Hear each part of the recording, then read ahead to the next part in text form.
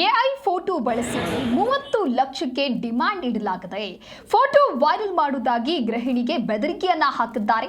ಚಿಕ್ಕಮಗಳೂರು ಜಿಲ್ಲೆಯ ಬಾವಿಕೆರೆ ಗ್ರಾಮದ ಗೃಹಿಣಿ ಮೊಬೈಲ್ ಫೋಟೋ ಕಳುಹಿಸಿ ಹಣಕ್ಕೆ ಡಿಮಾಂಡ್ ಅನ್ನ ಇಟ್ಟಿದ್ದಾರೆ.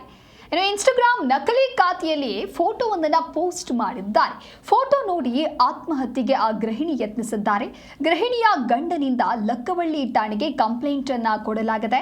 ಎಐ ತಂತ್ರಜ್ಞಾನದಲ್ಲಿ ಗೃಹಿಣಿಯ ಫೋಟೋವನ್ನ ಎಡಿಟ್ ಮಾಡಿ 30 ಲಕ್ಷಕ್ಕೆ ಈ ರೀತಿಯಾಗಿ ಬೇಡಿಕೆಯನ್ನ ಇಟ್ಟಿದ್ದಾರೆ. ಜೊತೆಗೆ ಎಡಿಟ್ ಮಾಡಿದ ಫೋಟೋಗಳನ್ನ ಗೃಹಿಣಿ ಮೊಬೈಲ್ಗೆ ಕಳುಹಿಸ್ತಾರೆ. ಅನಂತರದಲ್ಲಿ ಇಷ್ಟು ಹಣವನ್ನ ನೀವು ಕೊಡಿ ಅನ್ನೋದಾಗಿಯೂ ಕೂಡ ಡಿಮ್ಯಾಂಡ್ ಮಾಡ್ತಾರೆ. ಹಣ ನೀಡದಿದ್ರೆ ಫೋಟೋಗಳನ್ನ ಸಾಮಾಜಿಕ ಜಾಲತಾಣದಲ್ಲಿ ಹರಿಬಿಡ್ತೀವಿ ಅನ್ನುವಂತ ಬೆದರಿಕೆ ಹಾಕ್ತಾರೆ.